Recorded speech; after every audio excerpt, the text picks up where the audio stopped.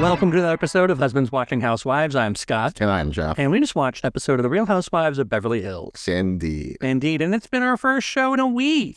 It's so weird to have so few housewives. I was kind of getting used to it, but I'm also now missing doing the podcast. Yeah, it's so like a thing, now. It hasn't been our thing. It was for a few days. I was burning out just between work and the podcast. I was like, okay, I don't want to have any more responsibilities. But after our successful Super Bowl party, I think everything that needed to be done got done, and I feel relaxed. Yeah, you're a little stressed about that, the whole party. And the whole party, everything leading up to it, work was being done, and I just wanted to get things accomplished, and I think we have got them accomplished. Yeah, no, it was a great party. Everyone said they had a good time. It's so funny. I barely watched the game because I was too busy going around and talking to people. Circulating, thank you, that's the word.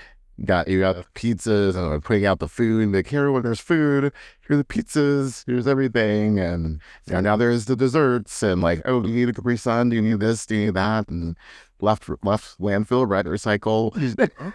No, it was all good. I've since texted a few of our guests saying, hey, I don't feel like I got to see you very much at all. And they're like, that's the woes of hosting a party. And I was like, oh, woe indeed. So, but that does mean that there's certain people we need to circle back with and actually see outside of a party setting. So, but it was a good time. It was, yeah. Like with us, there were 20 people, which felt like a lot in our house. But, it was in children running around. And the one thing I was worried about people bringing kids over because our house is not the most kid-friendly. We don't have, child-friendly attractions. Apparently this bulletin board was the most child-friendly thing. People moved some thumbtacks around, put extra... Fortnite crooked. It's all awful. Yeah. But one of our friends brought activities for their kids, and I was like, oh, so smart. I mean, I guess that's just what being a parent is. You're like, oh, we're going somewhere where there's not going to be toys, toys, right? That's the idea. Yeah, I was worried like what's going to happen if they just show up, and I didn't think that it's not that I didn't think they'd be smart enough. It just never occurred to me because I'm not a parent that bring something to keep them entertained. Right. And they did. They came in here like, here are a bag of toys. They did chase around our cats who quickly hid underneath separate beds. Like just as if they were just like tormented. Yes, traumatized. But they were okay. Yeah, but they really wanted to see the cat. So it's not like they were like, let's get the cat. No, they weren't breed the cat. Exactly. They're being very, they're just like, we're curious. The cats are like, whoa. The other thing I didn't take in mind with kids was that other kids, not their own age, would tend to them. Like, oh, I have a little sister. I will tend to this child. Right. That makes sense. Yeah. I was like, oh, this makes sense. Maggie's that before. Right. Yeah. So I was like, oh, this went very well. And then on top of it, you think about it even with a 12-year-old, they don't necessarily want to be hanging out with a bunch of 40-year-olds at a Super Bowl party. Right. So, what do you choose, the 40-year-old or do you choose the 7-year-old? Yeah. So, I think they're just kids take care of themselves sometimes at boring adult functions. But it was a good time. I'm glad we did it. Yes. Yeah. So, if you're just joining us, we are two husbands. We watch The Housewives. We are each other's husbands. So thanks for finding us here. Please like, subscribe, leave a review, tell us what you think. And then find us on social media at Husbands Watching Housewives or on TikTok at Husbands Watching. And this is not a football podcast. No, it's not. Nor is it a party planning podcast. No, it's about housewives. So although we could start a football one, you're so knowledgeable now. I know random facts, but I definitely want to have a party again next year. So no, I'm into it. Super Bowl, yeah, it's a thing. And I think also people were very, very relieved that they could talk during the Super Bowl because there were. Why would anyone think that I would say you can't talk during the Super Bowl? Because you get really focused and you got really, really, really, really upset about Oscar people talking, and rightfully so. That was extremely valid because they were being dicks and they wouldn't shut up during the Oscars when we're trying to watch the show. Look, that's not a sporting event. No, I'm never going to let that go. I'm just saying that I think never going to let that you go. Forget the power you have. People want to be on your good side. And so people really worry about getting on your bad side. That's what I think you're failing to see here. I don't see that, but that's why you're failing to see it. But anyway. we will have another party, and now that people know that like you're going to be like, all right, relaxed about it. That's so funny that people thought that I would be, even during the Bad Bunny thing when we had people who would not shut up. God, bless their hearts. I was like, whatever, I can watch it later. However, had it been like a Beyonce situation, I would like, shut up. And you're watching Beyonce in silence. You can politely clap at the end. But you would have prefaced it before half. Oh, for sure. You would have like, look, Beyonce's my girl. I need y'all to be quiet when she comes on. We're paying attention to her. Or even if I was like a huge Bad Bunny fan, I'd be like, look, I really want to hear my guy, Benito, and put it down. And then, then we could talk afterwards. But I don't, whatever. It didn't matter. No, it didn't. It's so funny. That's nice of them to like care. No one was fearful. No one's afraid of me, I wish. People, you're intimidating, with your... I'm not intimidating at all. You're the quiet guy. That's what you don't understand. You're the quiet Virgo, and people are like, oh, he's not saying anything. Is he upset with me? Like, what's going on? So you have the power of quietness. Yeah. Whereas I have the power of telling people to shut the fuck up. Yeah. Or do whatever I think to their face. Yeah. But anyway... Neither here nor there. What did you think about the episode tonight? I thought it was a pretty good episode. I think it's revving up. I think, we're officially now to the mid-season. And I think we're going places. And the Hamptons, specifically. Yes, I shifted how I feel about certain people, which we'll get into later. But yeah, I was just... Yeah, let's go to the Hamptons, or let's go to Kyle's old house / Sutton's old rental and journal. Erika, I did have the best line of that. It's like, I've seen this in all its forms. I've seen all the eras. Yeah, I was like, all right, I like it. And that would actually be pretty weird. Like, if I can't even think of a friend who's, it doesn't happen all the time. You don't have 3 different friends who've lived in the same place. Right. Like, in the same apartments. And they might like a roommate situation evolving to our roommates. That's true. Yeah, that could happen. Like, oh, I remember it was like, so and so. Yeah, I remember Shannon, Mary, and Jenny all lived in Or in your situation with Sarah and Chris. Oh, that's true as well. Yeah. But yeah, that's true.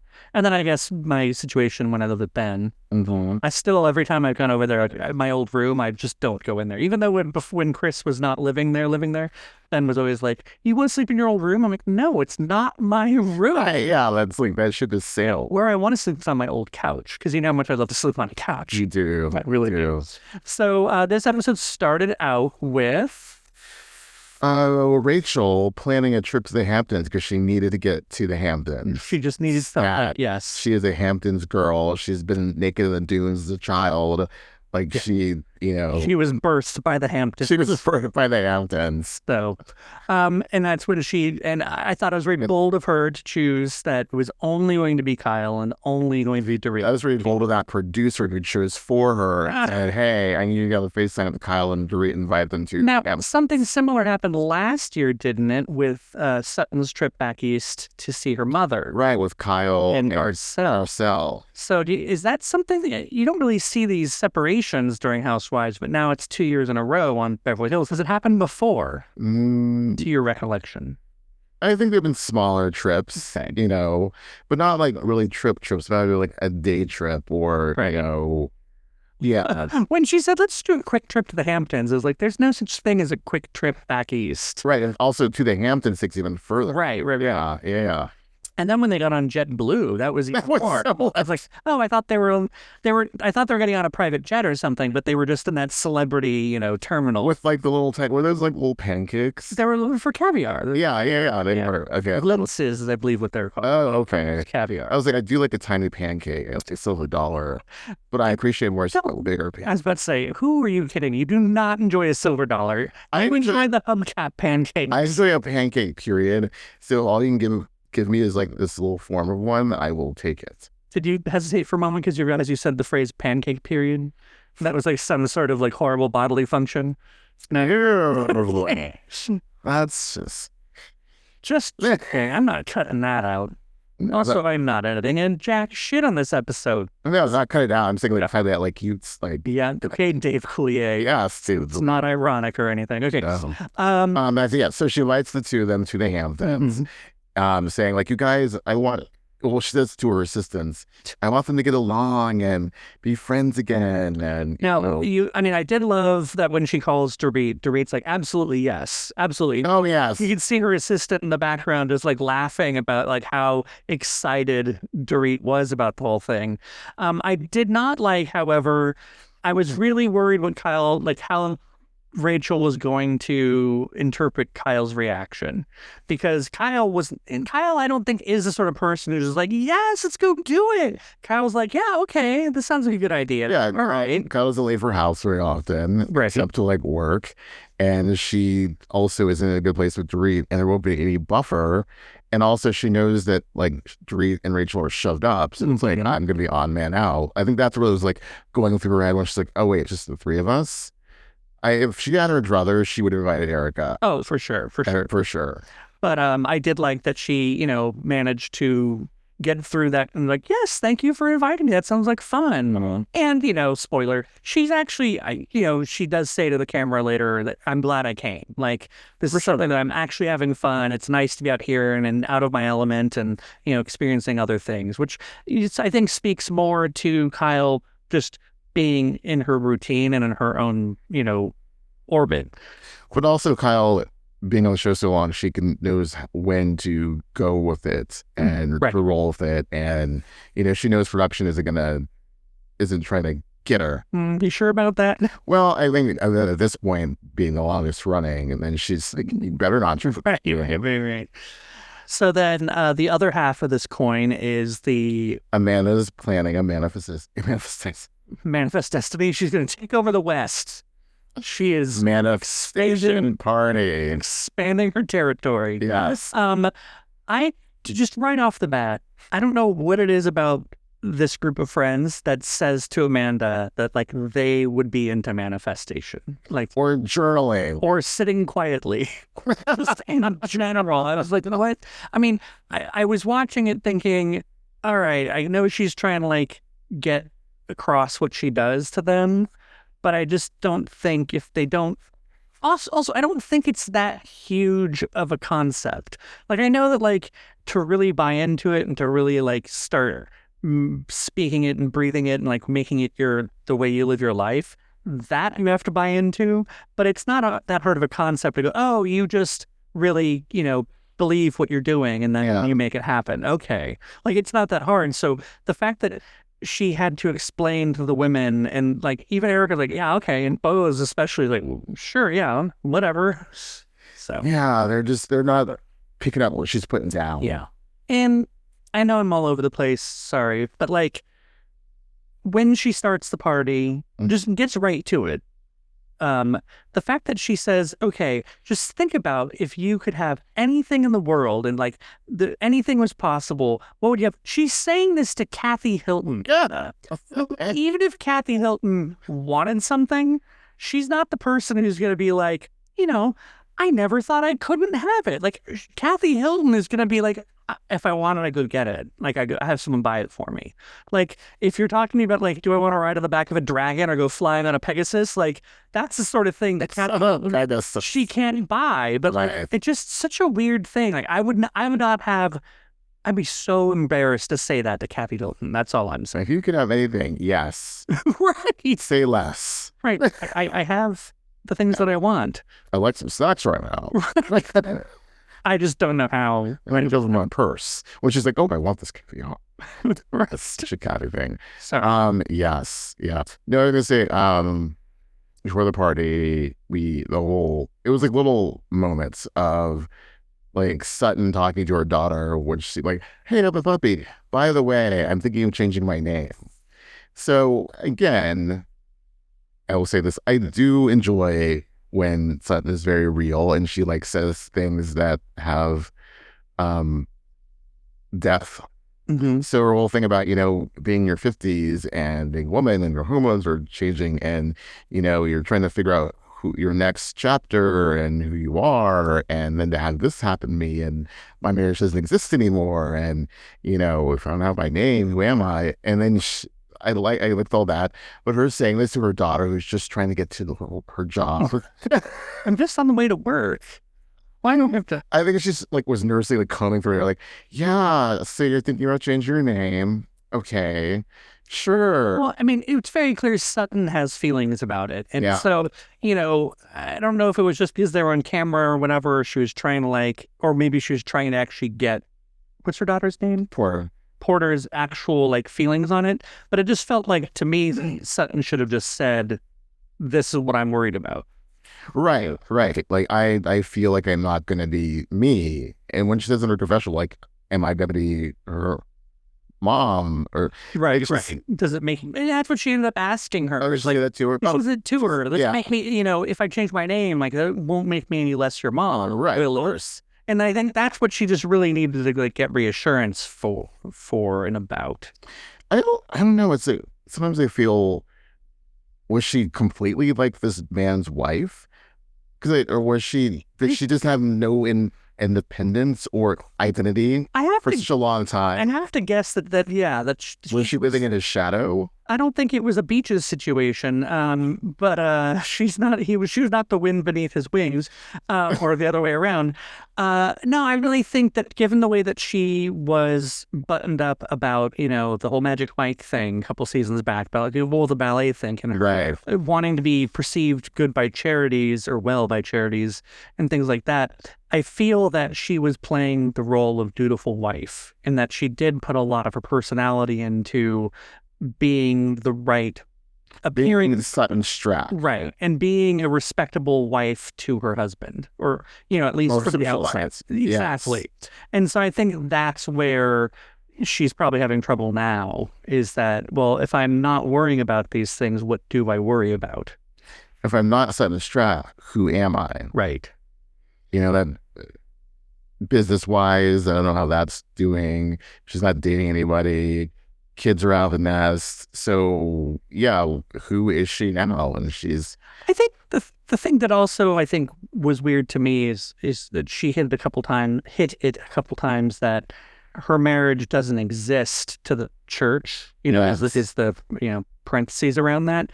But it's just weird to think that her all that time is just erased as though it never existed. Mm-hmm. And now with it, she can't have her name. That's what it suggests, that my marriage doesn't exist. The church sent me this to my maiden name. It's almost as though I don't have a claim to it anymore, even though my claim is through my children. But she doesn't have her children anymore because they're all grown up and moved out. Right. So that could be tough. I've never really met anyone who is that devoted of a wife. All of our married friends, and ourselves included, are very independent. People, who it's also they're in a different age range than she is, right? Different generation, and what's expected of you as a wife, right? Especially to a very rich person. And that's the other part, is none of our friends or ourselves are married to very rich people, right? To the point where we're not, none of us are doing, not that Bewitched was very rich, but we're not having our bosses over for dinner, not doing those sorts of things in the way that you would expect. And you're not entertaining the board of trustees, things like that, which I'm sure Sutton was used to doing or expected to do. Yeah. And plan luncheons and things like that. So, I just don't know how.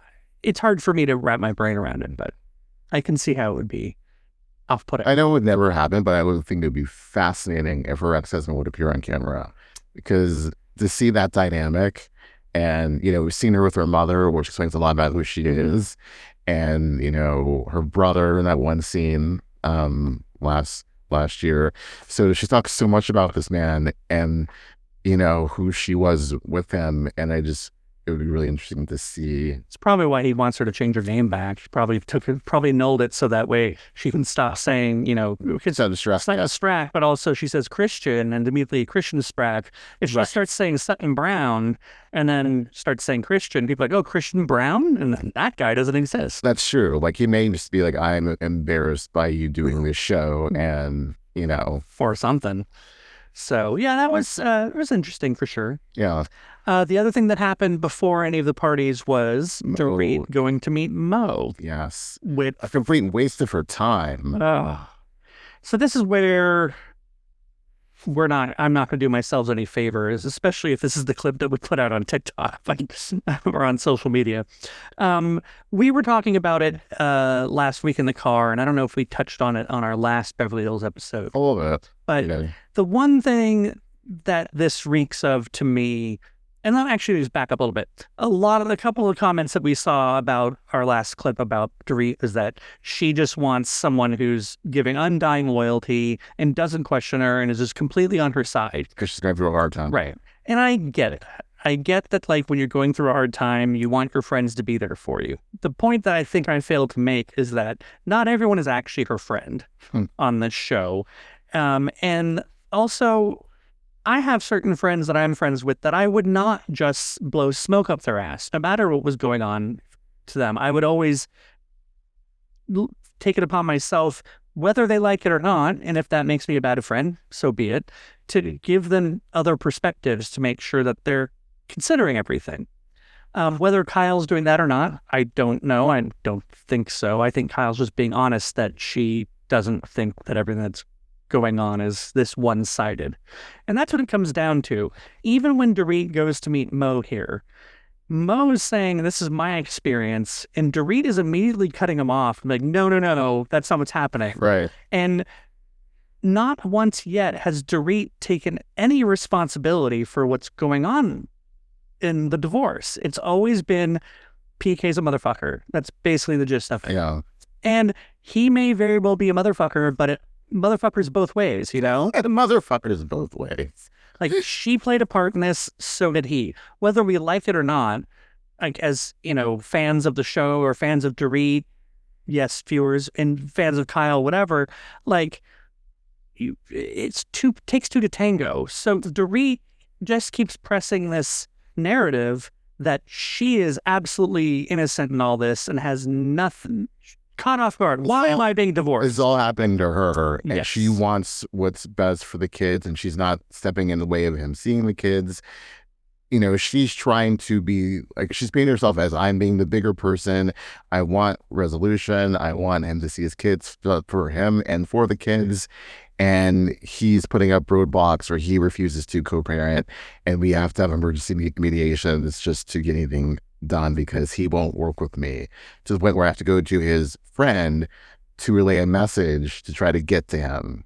So Yes. she is very, in her mind, put upon. Yes. And again, I'm sure PK is being an asshole. I'm sure that they're both being motherfuckers. So it's, you know, to bring that up, mark this explicit, you know, we're done. We can swear up a storm now. Yeah. The way she went at Mo just to cut him off before he could say anything other than a couple words. No, that's not what's happening. And it's really is starting more and more and more the more the show goes on, at least the way they're editing it, I get the sense that she's just trying to make PK look like as bad as possible so that articles can be written about it and that she can point to these things in the divorce proceedings and say all this evidence of him not trying. And he may very well not be trying in the way that she wants him to be trying or at all, but I don't know. It just seems really fishy that we now have two people, Kyle and now Mauricio, and I know they're married, you know, and have a history, who are kind of saying, I don't know, this doesn't sound like what I have been hearing and what I know is what my experience has been. Right. When Mauricio said that he showed me text, he showed me this spreadsheet of, you know, blah, blah, blah. I can't remember exactly what it was that she claims she has not seen. You know, his experience with PK and what PK wants or is trying to achieve here doesn't match hers. And so I don't know. Someone has to be. Our mics are all whacked out. What? Hold on. Sorry about that. We're back. Had a little technical difficulties. Our Super Bowl guests, their children, were screwing with our knobs on our mics, and I just realized it halfway through, and we had to fix it. So I don't know exactly what we're talking about, but it's something about PK and Dorit and Mo. I think Mo seemed to be very confused about because he's hearing two different stories, and he's not sure who to believe, but I think obviously he tends to side with his friend PK. Right. But he didn't want to totally negate what she was saying, but he was pushing back. Right. And he wasn't being a dick about it. He wasn't like, shut up, Dorit, you're a liar. He did learn faster than Kyle that he just has to oh, okay, I'm not going to change your mind. Right, love it. Yeah. Love that. Okay. That was really patronizing. If I was friends at all with him, I would have been like, okay, can you give me more than one syllable? Also, see, when she says this is a waste of 2 hours, that was 2 hours. We saw 10 minutes less. We saw 5 minutes of a 2-hour conversation. I don't know. I think she's counting the amount of time it took her to get ready, the amount of time it took her to get there, and the amount of time it took her to get back. So it was probably only 15 minutes. And she's probably an hour late. Well, it's like that. She was probably also the fact that Mauricio was like, I need to go to a dinner party, so I need to leave here. So because they weren't going to get anywhere, and that's, I don't know. Like I even as she was explaining what it is that PK does, like he isolates text conversations, it just shows you what he wants. I'm like, how would I even do that? Like I get that I could say, hey, here's a spreadsheet that she hasn't even responded to, and you would just take my word for it if you were my friend. But at the same time, with Mauricio saying, I've scrolled through the conversations, like unless it's deleting specific text messages. But even so, it's like if you read it, I don't know if you read it from top to bottom, but you would see something must be omitted here. Right. You know, she was saying he redacts things, and I'm like, what is this, a Kensley file? Like, so what is he redacting? And that's where I think that she's really trying to, because she has, and I hope it's not the case. Like I would want, one, her to be more authentic than this, and two, not be trying to play games with her marriage and divorce and kids and everything. But to me, it's really starting to feel like she has camera time and PK doesn't. Yeah. And she's going to be able to mold the story that the majority of the world sees, and he won't be able to. And then add to that where she's saying how he's always wanted the spotlight. This also just feels like a little fuck you to him. That like, I'm the spotlight and you don't. It was a double fuck you. I thought it was so funny. She said, she said that he said, I'm not going to be Ken Todd trailing after you holding a dog. Good shade. It's a Ken at Lisa Vanderpump. But but also saying that, you know, he wanted to be like main character, you know, alongside with her. And there were so many seasons when he was directing her, like, oh, you should do this. Beverly Beach, you should do that. You should do, like, I don't know, you know, it just seemed like there were so many seasons where she would come to him. So, honey, I'm thinking about doing this, you know, Buca de Beppo room, or I'm doing this bridal gowns. And, you know, what do you think about that? And he would help her out, you know. But it also made it seem at the time that they had a collaborative relationship as far as business and these ideas went. So those scenes could have been happening with, you know, Kyle or Erika or somebody else, not her husband. Right. But that was like he was part of her personal storyline. That's as you'd expect. Yes. From your husband. Where all this where I want to, like, you know, on one hand I am very cynical, if that's the right word, of what's going on, because again, it just seems really odd to me. That being said, I don't, and whether I may not have a choice in the matter, because I may already seem very unsympathetic to Dorit. Like, going through a divorce, I know is very sensitive and a very, you know, no one can really predict how they behave and act. Yeah. And so, I don't know, like, I'm not sitting here saying, you know, Dorit doesn't have the right or shouldn't be feeling a certain way. I'm not saying that at all. Something doesn't add up in the back of my head, and it might be my shortcoming, but I don't think that it is. I was almost with her until she said he's drinking again. And that felt like a dig. That felt... Well, actually, that got me a little bit more with her because she was saying, look, he didn't stop drinking for a year for no reason. Like, he stopped drinking altogether because he has a problem with alcohol.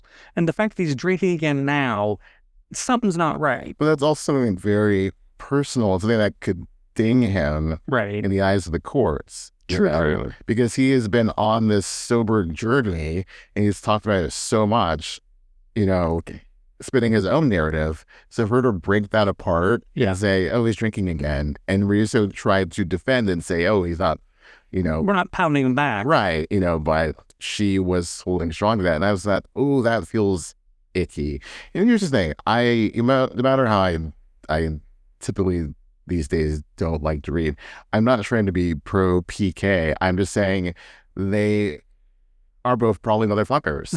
And so there's no like sympathetic person here, Right. So it's just not that I'm pro him. I just don't believe she's completely telling us the full, like, we're not getting the complete picture. Yes, complete picture. Yeah. And again, she doesn't really owe us that. But at the same time, if she's going, that's her reality shows us that. That's true. But if she's going to give us all this dirt, again, I'd feel so much better if she admitted that she wasn't. She plays a part in this. Yes. She may very well be blindsided by all of this, but it still, like, she's not acknowledging that there's something about her that may have changed. She's saying it's all PK has changed. And then it gets doubled down on in the Hamptons when Rachel goes on about another freaking monologue. This is not trying to downplay what Rachel's going through with Roger, but I feel these women empowerment lunches or dinners they keep having of, men, I get it. I am down with ladies. I believe women. Oh, and men are just dirtbags. I get it. Yes, but I'm just like, this is a little trite. This is a little, not trite, that's the word. It's a little, I've heard the point. I got the point the first time you said it on the very first episode. We were talking about Roger and his probably cheating on you. Mm-hmm. So I don't need this monologue from you about, women. It felt like America Ferrera in the Barbie movie. We're expected to just, be smaller and praise them and uplift them. And who's going to uplift us? I at least feel with what Rachel was saying was that, the reason that marriages at that certain time implode is that their husbands don't want to be supporting actors anymore. They want to be the focus. They hit a certain time in their life where they're going through their own shit, and that they all of a sudden, want things to be different, but don't know how to make it different. And they're not willing to, work and put in the work to make it different. So they just explode their lives. I get that. But at the same time, what was my point here was, it just, I also believe it more from Rachel. I feel like she's being very straight up. Right. I feel like what she's saying happened. Whereas Dorit, I feel, is putting some extra sauce on it. Yes. And Rachel's just, if anything, Rachel's trying to dial it back a bit so she doesn't say things about her son's father that she can't take back. And Rachel actually seems disappointed by the whole thing. Very disappointed. And again, it's 30 some odd years of her life. And it's also probably different stages of grief again. Right. Whereas Dorit's in the anger stage, clearly. And I think maybe Rachel's getting there. But she came to terms a long time ago. It was just, now she's officially saying, I am violent. The one thing I thought was very interesting when Rachel was saying all this was she said, if basically you're not the same person I married, then I don't want to be married to you. And it's like, well, hey, look, I mean, we all have to grow and evolve. But I think, again, you're right. I'm taking what Rachel's saying with more at face value, because she's being a lot more, I think, honest about it. Authentic. I think what it is, it's not that she's being rah with monologues. It's that she's doing it for Dorit. And Dorit, because every time, last week and this week, Dorit's saying, yeah, sister. Mm-hmm. And I'm like, I don't need that from you. Just shh. And then Kyle's just like, Kyle's like, I don't know what you're talking about. Yeah. I feel like a lot of my opinions on this got muddied. Like, it is such a hard thing to talk about. And really, because it's so nuanced and we don't have all the details. Mm-hmm. So I feel like a turd for like being so adamantly something's not adding up. But it's all not adding up.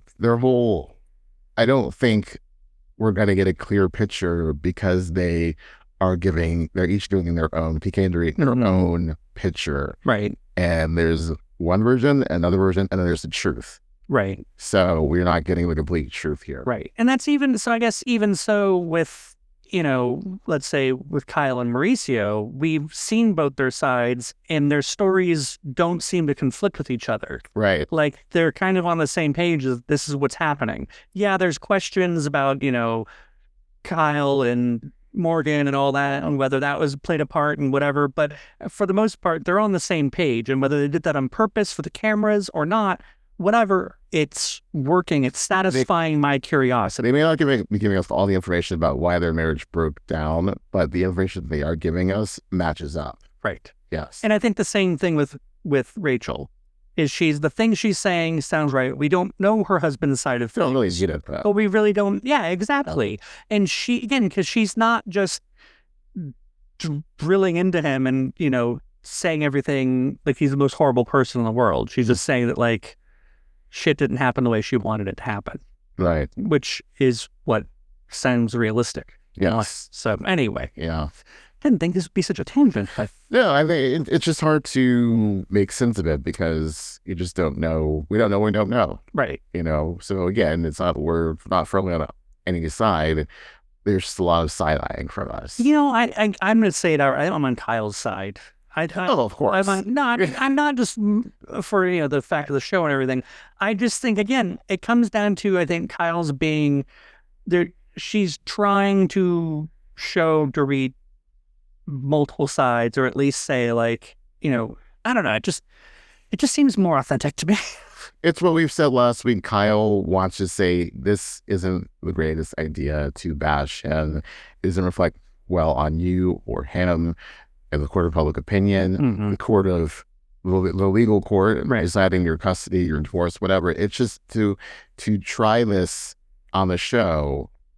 Try your case on the show. It's just not the way. I also just don't know. I think that's what's also weird too, because I can't comprehend why Dorit would think that that's a good idea. Because, like, what does that really prove? Like, a judge isn't sitting at home watching, Real Housewives. Like, oh yeah, I'm more on Dorit's side. Right. I just don't see it. So confessional. Part of me thinks that, like, she couldn't possibly be doing that because it's just a really dumb idea to think that holds weight. But it does feel like that's what she's doing. So I just don't know. Like, I'm feeling gaslit, or I just don't understand. So we're just incredulous. I think just like Kyle, we're incredulous that it's going this way. Right. So we should talk about when they get to the Hamptons and Rachel's sister Pamela, right, who has the same hair extensions. As we said, it was taken off the spool, probably like at the fabric store or at the store. The hair removed.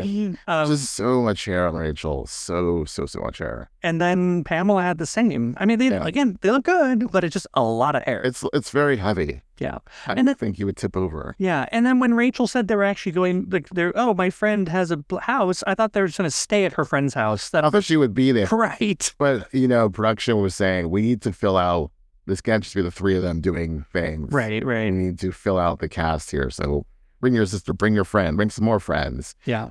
Although definitely when they went to that dinner and there was this table full of people, they cut it down and put the cameras right on, the three paid people. Well, I like that, and it did give me the feeling, especially when, they run into Donna Karen. I love how starstruck Kyle was. Right. That's not Karen. It's not a Karen. It was good. Yeah. But it also really kind of hits it home that Rachel does belong there in the Hamptons, that she's there a lot and that people know her. And I liked being in Rachel's world, and it felt very, in many ways, rich. Just that she has so much love for this place and she has so many great friends and her family is still there. And you get a sense of who she is. If you'd forgotten from when you watched her back on her own show, or if you never saw that show, we really are getting so much of her. And I didn't think it would be this way. I thought that she would maybe be kind of like a Diana of, I'm a bit above this and I found my own show. I'm not going to get down with the Housewives, but she's been really honest emotionally and authentic and funny and, just overall enjoyable. I agree. Yeah. I agree. I don't know why I didn't think that was going to be the case, but no, I was with you 100% on that because, again, I didn't think about it in the terms of Diana, but yeah, I thought she'd be like, whatever. You guys came to me for right. It's the idea it's the idea of like I'm a bit above this, or I'm too rich for this, right? To really get down.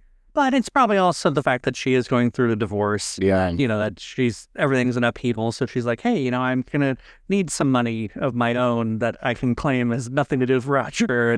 So this works out nice. Money, but yeah, right. Yeah, different source. Yeah. So was that pretty much what happened in the Hamptons? Because there was no confrontation. No, because Kyle kept her mouth shut. Right. And that was her own words. She said, I'm going to keep silent, even though she really wanted to say something. Because she asked how everything went with Mauricio. And yeah. And when Dorit said that Mauricio was definitely on script, I expected Kyle to say, hey now. Right. He wouldn't just, say what PK told him to say. But she said, nope. She knew. Not my fight. And also, it would disrupt the trip and everything. And so, right. And there's just no point in fighting the same fight. Right. Yeah.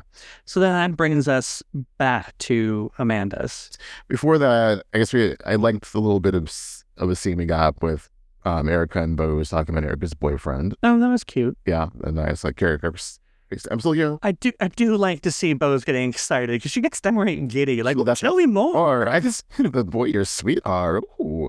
Yeah, she's a good supportive friend. When Bo's got in the car, my first worry was, wow, that hair is just scraping the roof. She had all piled up on the back of her head. I was like, oh man, that's gonna. They're close quarters. Yeah, really. I don't seem like Erika was buckled in. I'm like, do you not want to wrinkle this blouse? Probably not. Buckle in, girl. And I guess the back seat doesn't bing, bing, bing. I think ours does. You think it would? Sometimes I do notice they are not always buckled in. I can't imagine. I mean, I guess it's the same thing that when you're in a taxi cab, you technically don't need to wear a seatbelt. God, yes, you do. But I mean, you don't legally, I don't think. And the same thing I think is true in 1975. In a hired vehicle, I don't think that you need to. Look, so the year of our Lord 2020. I agree with you. Got him. Although there have been some cabs I've been in my life, like actual yellow taxi cabs, where I'm like, I don't know that I want to touch that seatbelt. But shoot, But this was sanitize later. I am cold. This was also a Uber Black or something. So it was nice car with a pound car of some sort. So, but yeah.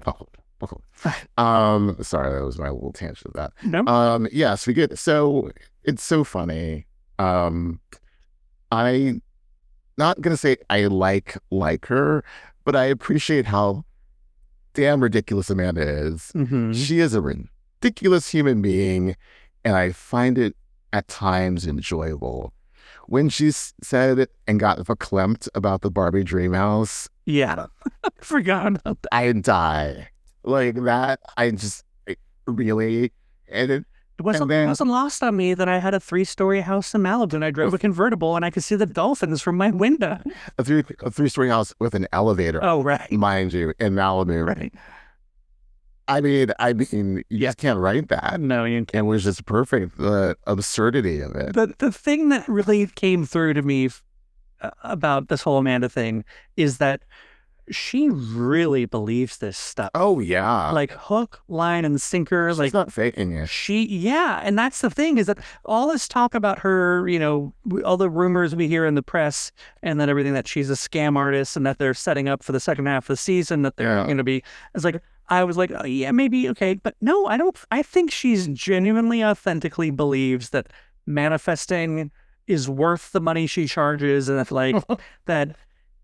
And I don't know, it just seems like it's got to be like a weird feedback cycle where, she keeps making the money and she's like, no, this is valuable to you. And if you believe that this works for you, it'll work for you. And so if you believe it's worth spending $10,000, you'll make that back and more, Right. She believed it so much that you would want to, not me, but you didn't want to believe her and go along with it and make your own money queen dreams happen.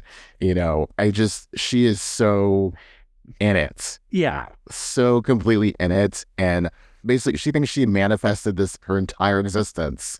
And it's I don't even know where to start on that. The thing that's weird though is that you'd think if you have been doing this as long as she has, she's 40 years old. I don't know how long she's no spring chicken. No spring chicken, that's for sure.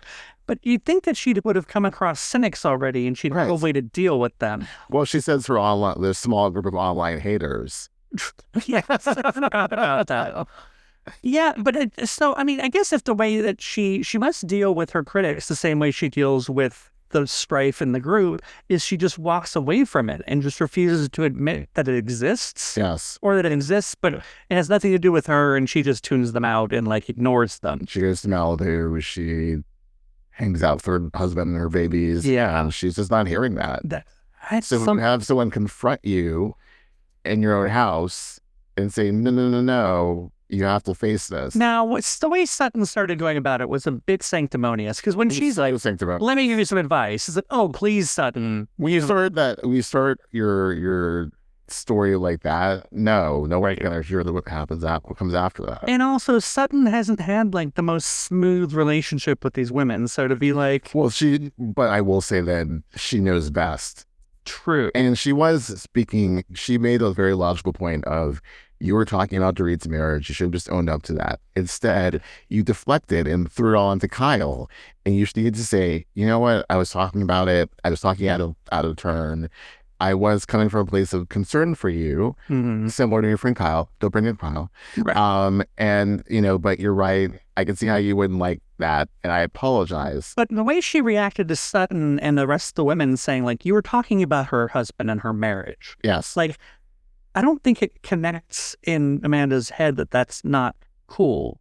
That could be perceived as a bad thing to be doing. Right. Because, again, in my circle of friends, we talk about that, and we talk about our marriages and relationships, things like that with our friends. I just think that, I don't know, it's just the more and more it's becoming apparent to me that Amanda is a little too deep in. She's like, all right, I'm on the show and we're going to be friends. And she's not really seeing it for what it is, show business. Right. And that some of these women we're friends, but we're not actually telling each other secrets and things like that. Not the deepest one. Right. Yeah. And so it does seem a little weird that she's just like, what's wrong with talking about her marriage? Because that is the thing, especially to Sutton, and even Erika backs it up in Bose. You're talking about her marriage behind her back. You can see how that wouldn't be tasteful. And Amanda's like, what? What do you mean? She didn't get it. Yeah. And then when she really does deflect by bringing up her child, her son that passed away, because she takes it to that. And I like when Sutton said, she wasn't talking, this wasn't the anniversary of your son's death the second time, the second dinner. This was at the restaurant. So you can't bring that, you can't go there. You should have just owned what you said a month ago at Kathy's about Dorit's marriage, and you could have moved on from there. Right. So instead, you deflected to your child. You also may not have invited Dorit to this dinner because she didn't apologize to you like you thought she should have, but you're not owning your part in it.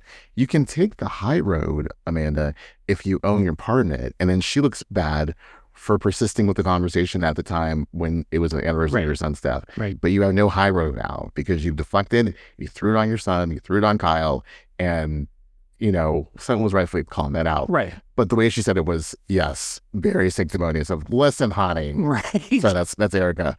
But still. Missing. You got to take it missing. You got to own your part. You got to take accountability. So we're saying, Amanda, she expects so much. It's I'm accosted or I'm uncomfortable. There's Bose who was saying that. Yes. Yeah. And they're just so incredulous. Look, how did you get this far in the casting process? Well, and in life in general, I think. But for the purposes of the show, how did you get here?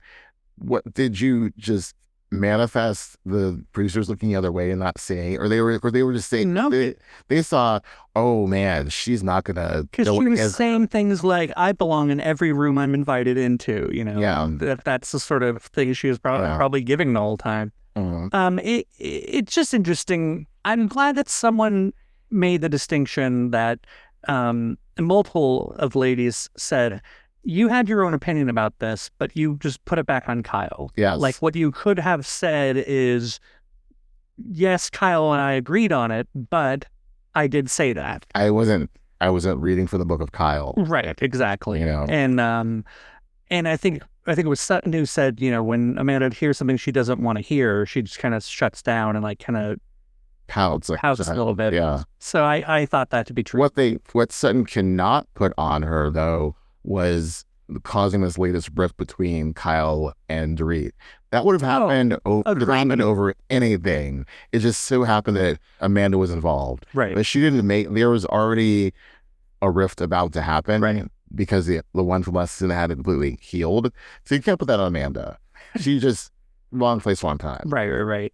And I also enjoyed that. Damn it, I'm slow. The 3 White Claws. I mean, I was being off to the third one. I was like, really? It's a Thursday night. I work from home tomorrow. Like, I got work to do here. Yeah, sorry. No, it was. God damn it. Also, we've been talking for a very long time. Never mind. You can move on. What was it though? I don't know. I'm sharp as a tack. Let me drink my water. Should we say that? I don't know. Yeah, that vodka. All right, PK. That's way harsh. Way harsh. Well, I don't remember what it was, but it's fine. Yeah, I think, you know, they told Amanda about herself. What she chooses to do with that is up to her. Hopefully we see, there was this whole rumor going around that she quit mid-season, but we see the mid-season trailer and she's all over it. So she clearly went on the last trip. So I think she's in it for the long haul. Well, and Andy has said that she doesn't quit. So it was like that? Yeah, Andy said on radio, Andy, that like this rumors, it's a total rumor that it's not true. Yeah, so she's there in Italy. She's there when Bose announces her engagement. I'm assuming she'll show up at the reunion. Oh, I'm sure she has to. Yeah. I think after, you know, other house, you just gotta. Yeah. You just gotta. But yeah, I don't, you know, I don't mind her. I like the delusion. She really won me over with the Barbie dream house, the Barbie Malibu dream house. Mm-hmm. There's just so much. She's so camp sometimes.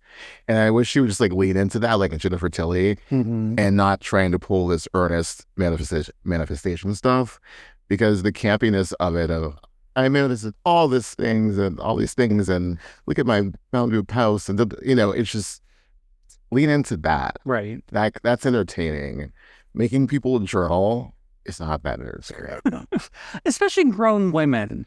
Right. Like, I know you're trying to get them to have an idea of what it is you do. Yeah. But they get it. They don't need to have it. They don't need to experience it fully to understand. And you're also, again, asking Kathy Hilton to dream big. But also, they don't care about what you do. They do care that you boast about what you do and how much money you're making. Doormat. And then you have a money queen doormat, you know, it's just, that's a lot tacky. Right. So I think that's what they're focused on. So she just needs to, I hope she can move forward and be a bit fun and lead into the camp of it all and be more of an enjoyable character, because she can get there. There's a little baby part of her and she just needs to grow it.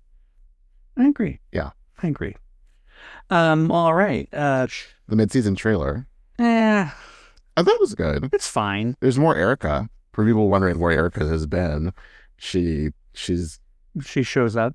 She shows out with Dorit. Yeah. I'm looking forward to it. Yeah. Good. Yeah. No, I know. We learned Bose is hosting the trip to Italy. Right. So that'll be good. I think, I'm looking forward to Italy. I'm looking forward to the breakdown with Kyle and Erika and Dorit. Seeing where Amanda goes. Tilly being Tilly. Rachel, you know, continuing to be enjoyable, even when she goes on monologues I may not have listened to. And of course, the scene with Dorit at the end of the cigarette. Oh, yeah. You notice the glamorization of smoking on this show with her. Well, I mean, they got to give her something, right? I suppose. Yeah. It made her a fan favorite. She was mean to Kyle and she smoked a cigarette and suddenly we all forgot. I didn't. You didn't. Forgot about how the audience hated her. I don't remember people hating Dorit. Girl, people hated Dorit. They questioned the break-in. All of her made-up storylines. DK was a douche nozzle. You know, she was ridiculous with her glam and taking. No, true. People did not like until she broke down with this whole PK thing and a divorce and got a backbone with Kyle and started smoking. No one was down. That's the other thing too that just irks me of like, oh, we're all sporting Dorit. Now you are. Right. You wanted her fired 2 seasons ago. Yeah. Like, just whatever. Be consistent, people. Well, they are consistent that they don't like Kyle. Yes. That seems to be the through thread through all these years. And my thread is, I love Kyle, so suck it, dick. As Rachel would say. Oh, okay. Oh, but right. Like, you know, not people in general, not even specifically. I realized I said suck it and then dick. Right. See, again, that's also Kyle being like, look, we're on a TV show. Let's not be saying things we can't take back. So that's Kyle doing damage control. Like, oh, we're speaking generally about people, not anyone in specific. Kyle's like, I'm trying to edit for you. Let me edit for you. Right.